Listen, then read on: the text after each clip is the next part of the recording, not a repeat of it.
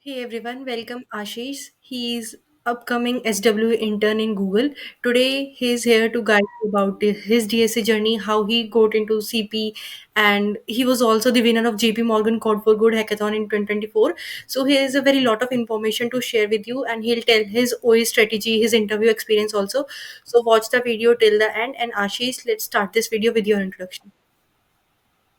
So, hi everyone, I'm Ashish, and yes, I will be joining Google as an intern in the summer of 2025. So, there's not a lot about me. I'm basically pursuing BTech Computer Science from JIIT Noida, and I've always been kind of an academic. So, that's pretty much all I would say about me at this point, but you will get to learn more as we progress throughout. I will be sharing a lot of my experiences and how I made it in the end. Okay, Ashish. So, coming back to your college days, how you started DSA and what was your strategy in doing the DSA continuously and how you were so consistent and how you went to CP then? So, first of all, I would say that the greatest advantage I had was being from an ISC school. So we studied a lot of Java since I guess eighth class, I guess. So we had some experience with that. And when we came to college, we just transitioned to C and C++. So the logic building part, a lot of it had been done, which is something a lot of students struggle with in their first year.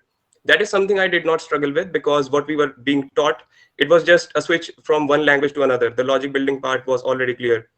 So initially it was not difficult, but as we progress, it gets difficult for everyone. It doesn't matter. At least here, in my college specifically, the data structures and algo type of exams are insanely difficult.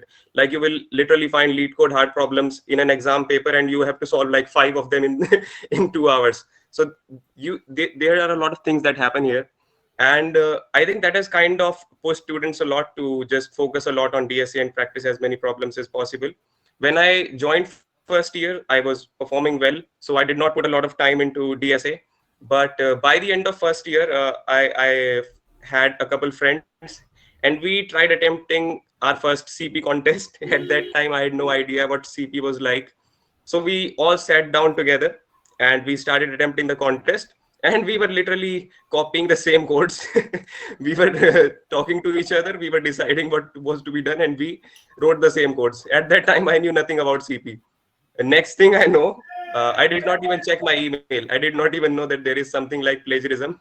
And soon enough, I realized that apparently it is considered cheating in competitive programming when a group of students sit together and solve. So that was the first experience, and I did not really put much thought into that. I almost ignored CP for a while, and I shifted completely to Leetcode because I knew that I had to build some of my fundamentals. So I shifted to Leetcode, solved a lot of problems, and that is when the first year summers came up. When I made the most progress, I solved around 300 or 350 problems within the 2 months. I was solving like 10 to 15 problems every day, and it was a lot of time. I was giving a lot of time, like 6 to 8 hours easily were going into DSA at that point of time. So I mean, the problems I initially targeted were on the easier side, and back then I just focused on as much quantity I could, like solve on the platform, which I think was not the best idea. But eventually, I feel that it is something that increases the strengths of the roots you have for your concepts. Like I did not write the most efficient solutions. I never even looked up for the optimal ones. I just wanted to see the green accepted bar on Leetcode, and that made me satisfied. So I got 300, 350 problems, but I doubt that I even solved 100 of them in the most optimal fashion. So I think that was a problem, but with time it got better in second year when I focused more on DSA when data structures was also a subject. That is when I also started getting into competitive programming a bit more regularly. And yes, so with time the ratings increased a bit, and I got to like 4 star and specialist. So I'm close to expert and 5 star on both the platforms. Haven't touched them yet. So yes, that's pretty much about the CP part. Okay, and one more thing to tell you, he is having 9.5 plus CGPA. Yeah, so that is also quite something. I have a CGP of 9.9 actually, and I think that that does make an impact when the first thing you have in your resume is your CGPA and it is insanely high. I think it can make an impact, at least to the more senior recruiters back when exams meant a lot. I think to them it can be something more valuable than to the youngsters who kind of do not believe in the CGPA part of things. So you need to work a lot. That is true, and it is very stressful. I would highly recommend against scoring so high in college exams. You barely get time for anything else. Even I recorded a video with somebody who was the winner of JP Morgan Code for Good, and he was also having the CGPA of 9.9.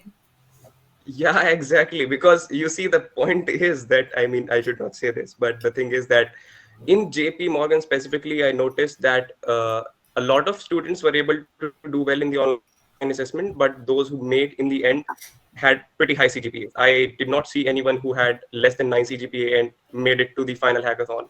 So I think CGPA was a deciding factor. And if you were really high scoring in your exams in your college, you would definitely make it into the final hackathon.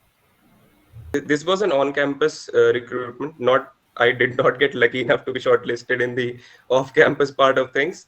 I applied multiple times actually off-campus as well, and I took referrals twice for two different positions, and it never really worked out. I had a decent enough resume, and even I had quite a few achievements back then too, but none of that mattered, I guess. I could not get shortlisted, and never even got an opportunity to sit for an online assessment, let alone interviews. So that was a bit sad. But when Google finally came to our college, I had zero hopes by then. I felt that Google is way beyond my league, and there is no way I'm getting into Google. But I guess the interviews were simpler based on the amount of time I had put into the preparation. The online assessment, however, was incredibly hard. So coming to your resume part, how you made your resume and what were some unique features you thought which made you selected as a intern in Google? I would say that when you talk about on-campus selections specifically, the resume is not as important, especially when there is an online assessment round where all you need is a CGPA eligibility to sit for it. So, for example, let's say 600 students applied for the Google internship and they had a pretty low CGPA bar, I guess around 6 was the bar. So, around 600 students applied and 550 of them were invited for the online assessment. So, you need to just mess up really bad in order to not get an opportunity for the online assessment. And if you are that bad, I mean, I guess you should not have been there in the first place. So in on-campus placements, the resume part, it might matter to some companies, but when Google comes for on-campus, they do not care as much about resume. Of course, you should have a great resume. You do not want to be among the 50 students who did not get the online assessment. So yes, you should focus on resume a bit, but it is not very crucial in on-campus placements, at least for Google. But off-campus, I mean, I haven't mastered it yet because I did not get shortlisted. So I am not sure I will be the best person to talk about it. And even in Microsoft, when I applied with the same resume in Microsoft, I got rejection within like 6 to 7 hours. And then I got an internship at Google. I added a single line, selected for SWE internship at Google 2025, applied to Microsoft again. I got the OA link. So I guess at this point, the resume was not the problem. They are kind of looking for people who have achieved it all and freshers. Those who haven't got any offers, they are getting few chances. So once you get offers, you get a lot of offers, but if you have none, it is quite a difficult trajectory for you. Okay, so now coming to your OA strategy, you were into CP and you are still into CP. So how you went to solve the OA? What were your strategies deciding the time and time constraints, setting the optimal approach? The online assessment, I mean, that was quite something because it was the hardest set of questions I have seen till date. And the first question itself, it was some form of dynamic programming or pre-computation on trees. I do not have the solution. I do not know anything about it. I will not even begin attempting to say how it was to be solved. But I must say that it was incredibly difficult. Even coding the brute force for that was quite challenging. and it took a lot of my time. I think it should have been done sooner, because when I looked at that problem, I immediately had the brute force solution, at least in my mind. I could not arrive at the optimized one. So when I started coding the brute force, I made some really important mistakes. And I guess that took a lot of my time. Like 45 minutes of my time were spent in literally coding the first question itself. And that too, just the brute force. It was not even the optimized solution. So I hit submit, 5 test cases passed. Then came the second question, which was something extraordinary too.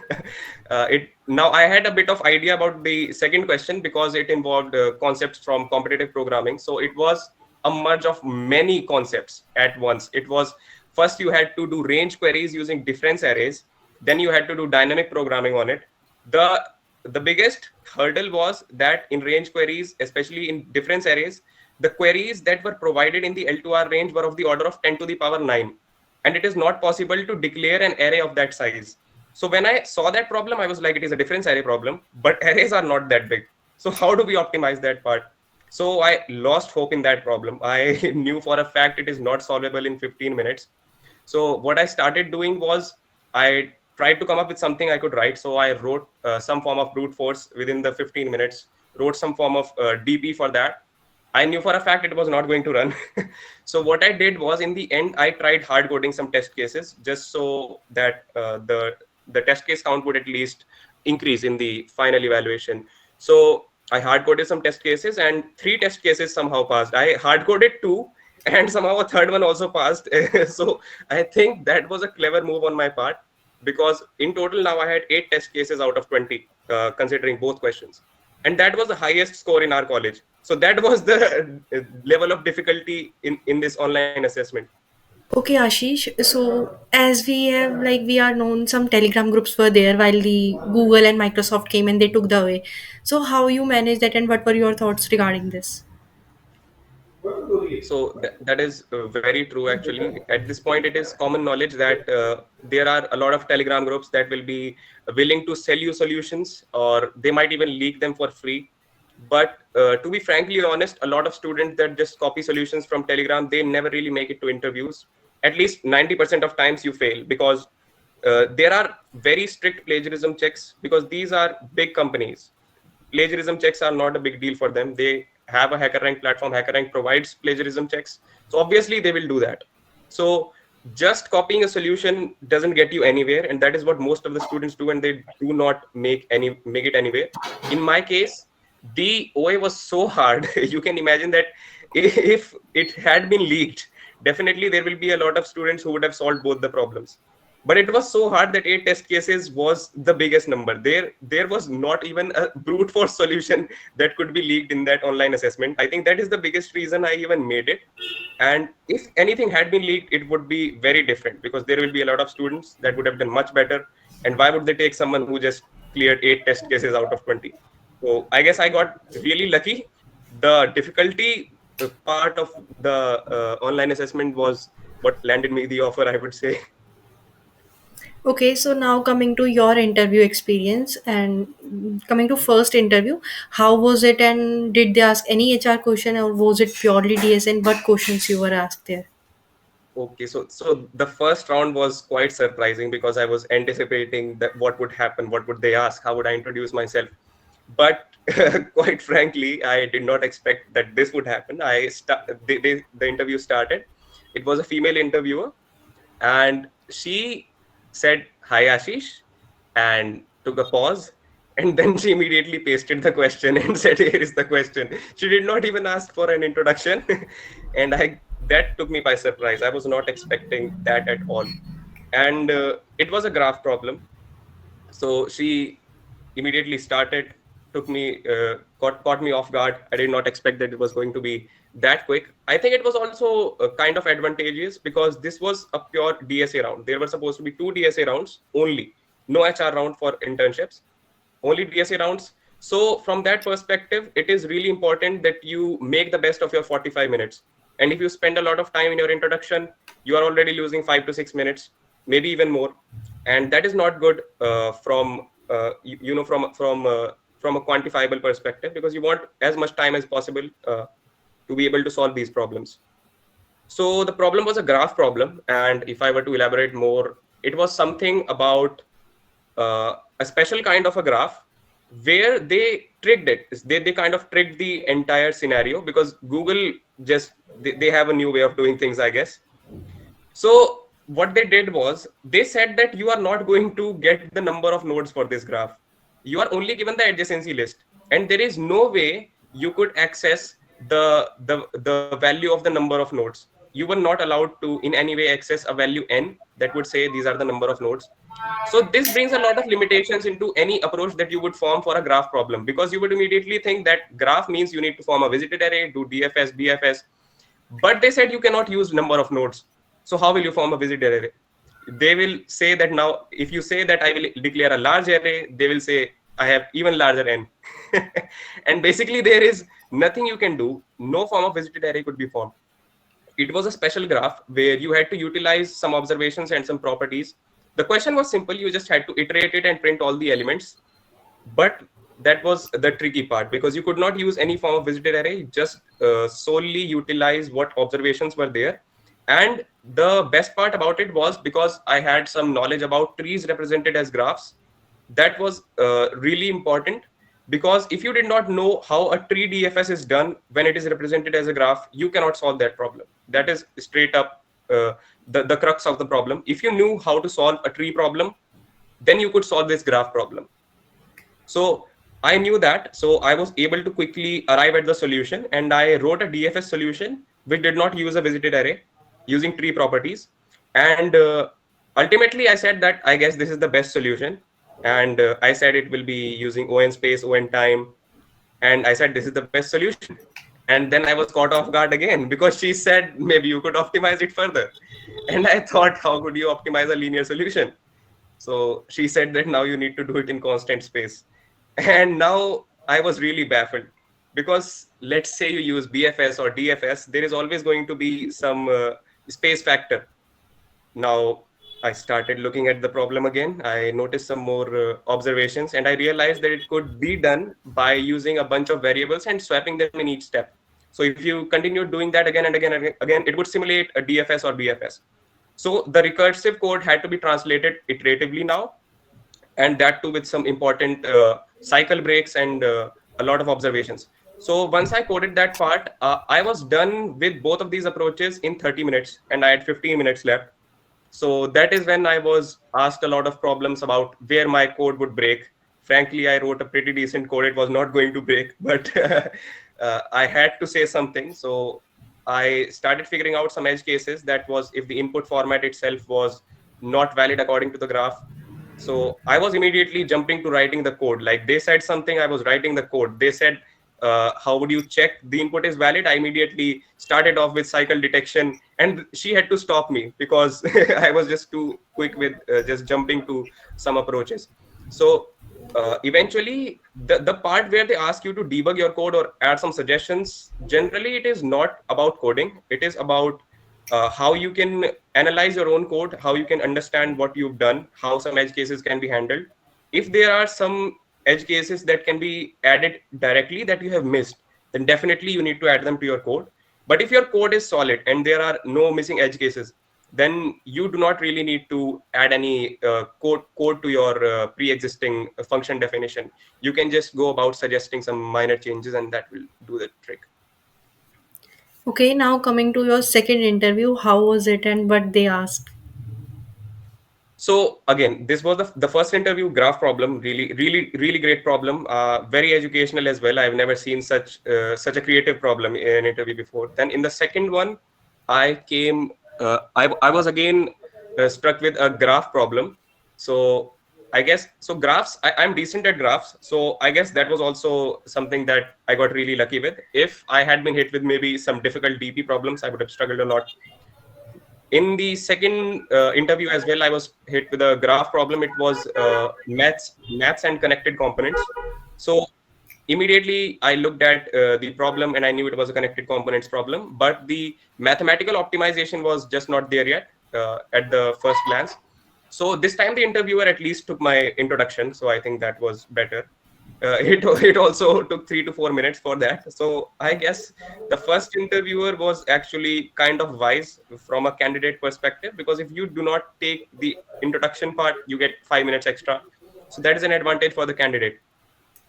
So in the second round, I looked at the problem, immediately started explaining my approach. I started typing down some test cases that immediately came to my mind. I understood the test cases that were given. So initially, what they do is they give you very few test cases. Like they will give you a very simple test case that anyone can look at and tell what the answer is. But you have to figure out some more test cases. And the interviewer will only say yes if you are able to figure out the correct edge cases.